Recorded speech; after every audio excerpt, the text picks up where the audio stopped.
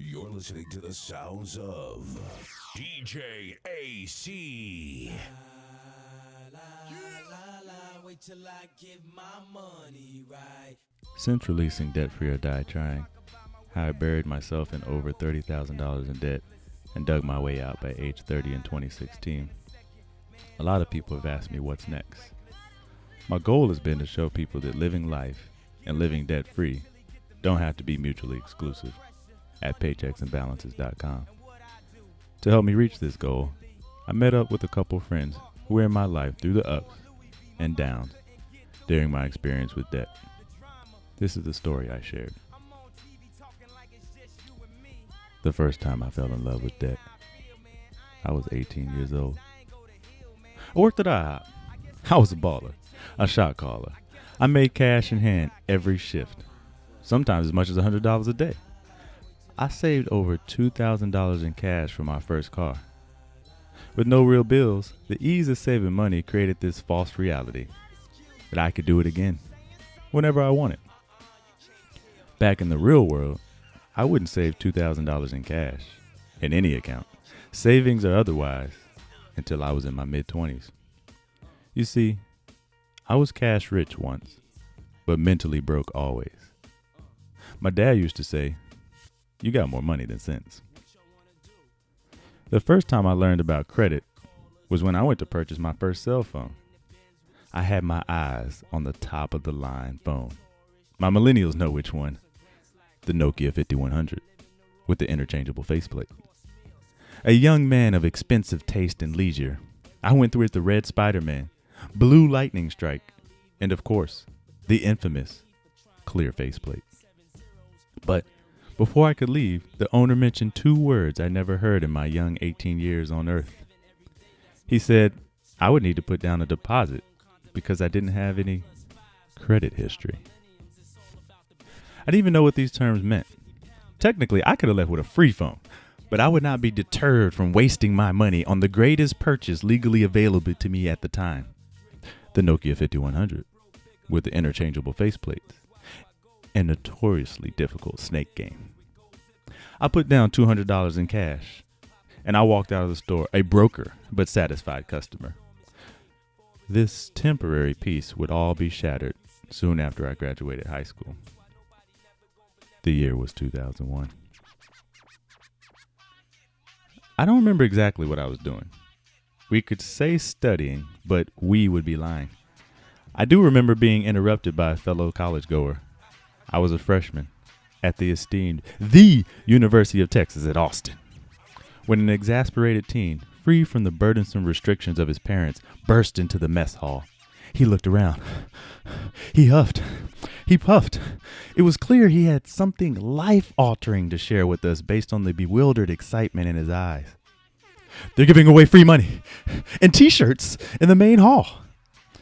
I'd only been in college a few days, but I was already learning the value of money since I quit my job at IHOP, making me no longer a baller. I was transitioning into my new, more familiar college lifestyle. Flat broke. The benefits of free anything were already demonstrating their value in my life. And like many other wide-eyed teens, I eagerly raced to the main hall to validate his claims for myself. He was right. There was tables as far as the eye could see, lined with teens and swag. They were giving away free money and T-shirts.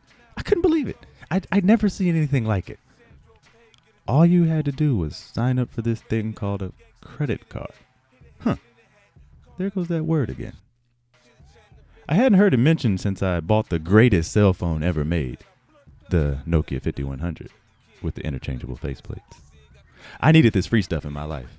I chose the desk with the freest swag, signed my name on a contract I didn't read, and I left with a fistful of free T-shirts and a monogram yo-yo. Suckers, I thought to myself. A few weeks later, a piece of plastic with 16 digits and my name emblazoned on the front in platinum letters arrived in the mail. Like most 18-year-olds, I promptly discarded the contract where it belonged, the trash can outside of my dorm room. I didn't waste any time following the instructions on the call. Call this number. Remove this sticker. Start spending your free money. The year was 2003. Now legally old enough to drink, legally, and without monetary restrictions, I charged everything I can get my hands on to my various credit cards. Yes, various. By now I had several. Alcohol, charge it. Rent, charge it. Everything in life, charge it. From what I vaguely remember, and have been told by others, I had a great time supporting a half decade of my life on credit. There were the spring breaks to South Padre, the numerous hotel chains around the country. I think I visited at least 35 of the 50 continental states. And for 4 full years, there was always the credit cards to charge up when the money ran low. And all I had to do each month was make the minimum payment. My friends without credit cards would join me to spend their free tuition reimbursement checks. The money was limitless, the friends were bountiful, and life was good.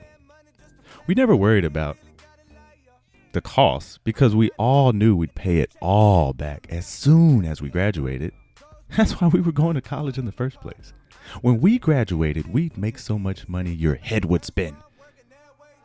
By now, I upgraded to the second greatest cell phone of all time, the Motorola Razr flip phone. The year was 2005. I didn't panic when I graduated college with about $9,000 in debt for that free t-shirt I got when I was 18. I told myself I'd be debt-free in 5 years. I had no plan or concept of how much money that would cost. I think I just liked the way 5 years sounded rolling off my 22-year-old tongue. Sounded good, responsible, adult-like even. Sure, I'd struggled through numerous months of college just trying to make the minimum payments. I'd gotten so desperate on various occasions that I paid credit cards with other credit cards. And more than once, I mailed a check, praying the bank wouldn't cash it before payday. But I never missed a credit card payment. Plus, I had an excellent credit score. This validated me as an adult, right? I'm not sure which of these numerous irresponsible behaviors intrigued financial institutions the most, but after college, I received more solicitations, not less. Every institute you can name, and some you can't because they've since gone out of business for fraudulent lending practices, offered me increasing lines of credit. In my early 20s, making barely $19,000 a year, I had over $20,000 in available lines of credit extended to me.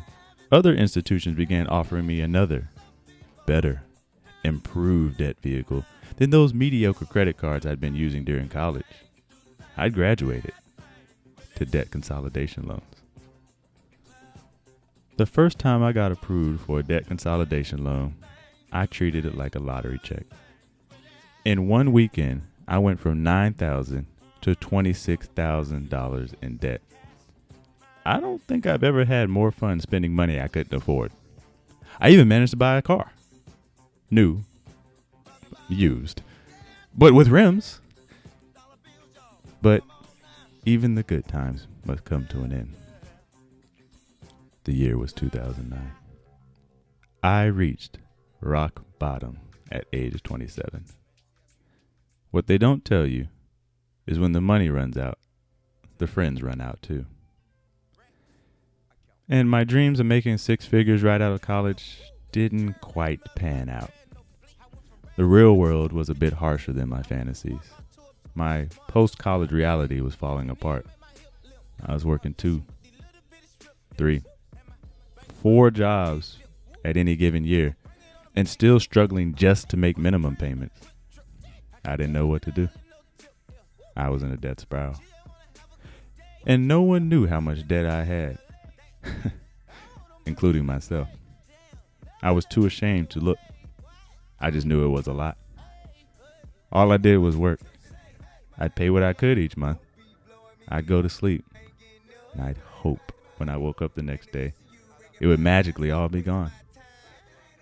But it was always there. Faithfully. Waiting. Hovering over me each morning like a scorned lover eager to remind me of all my years of mistakes. The offers for credit were far and few now. Creditors know a sinking ship when they see it, and I'd already hit my financial iceberg. It wasn't a matter of if the ship was going down. It was when. My hopefulness drained in an inverse relationship to my maxing credit cards. One day, among all the soon-due bills, I received just one offer for a pre-approved consolidation loan. Given how few I'd seen in recent months, I figured this might be one of the last. What if they don't say yes? I'll call with nothing but prayer and hope on my side. When the call center finally answered, they asked me a bunch of questions. Hello, sir. What's your credit utilization? What's your income to debt? Your credit score? Questions kept coming, but my answers were always the exact same. I don't know. I couldn't answer a single personal finance question, even though I had several near max credit cards and had legally financed several loans since age 18, the day I got that free t-shirt I no longer owned. They call it personal finance, but I knew nothing of my financial health, other than I was sick. I signed a lot of contracts over the last 9 years. I read zero. The contents never mattered to me until now. Was it too late? I tried to remain calm, but I had to fake it. My entire financial future may have depended on this one phone call. I did everything short of begging them to extend me money. Okay, I begged. And after confirming the obvious, that I knew nothing about my personal finance, creating a budget, or credit, out of mercy or exhaustion, they ended the questioning and put me on hold. When they came back with a yes, I was grateful to them, but I was disgusted with myself. That was one of the worst nights of my life. I hung up, and I made the decision to start my journey towards debt freedom. I didn't know how. I didn't even know where to start. I only knew I was going to become debt free or die trying. Man, first time I fell in love with debt, I'd probably say is right after I got my first real job. At that point, the first thing I wanted to do was get a line of credit and just buy up a whole bunch of stuff. I had never really had a credit card ever until I had already graduated college. So when I got my first job, I felt that would probably be the best time for me to open a line of credit and just start spending. Not go ridiculous. You know, if I open up a line of $5,000, I'll probably get to $2,500 before I'm like, okay, I need to stop. That didn't work. I immediately started spending a lot more, and I was like, oh, okay, it's only 27. Okay, now it's only 28. Okay, now it's only 32. And it just kept increasing until it was a point where I could no longer swipe it. And it wasn't because I was just frivolously spending or I didn't have the cash. It was just that I was referring to the credit rather than my cash. So instead of using my capital that I've been working so hard to save up and my assets, I was utilizing a credit card. So it was a hard lesson to learn, but you know, I'm glad I learned it at the time that I did. I'm glad I only had one credit card to learn it on. But at that time, I had to go through that process. First time I fell in love with debt, it was probably just coming out of college, being completely on my own, still trying to live, but at the same time realizing I got bills that I ain't never had before. Trying to work out that balance.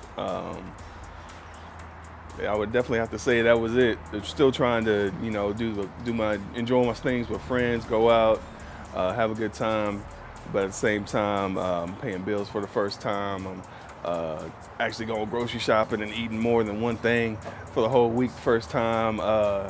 You know, trying to find that balance. I didn't really have the strongest financial aid or anything at that point, so it was really just what was in my pockets and what wasn't in my pockets.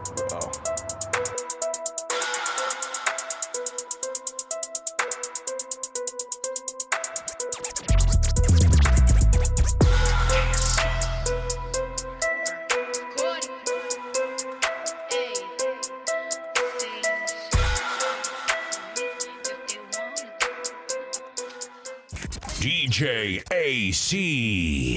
AC.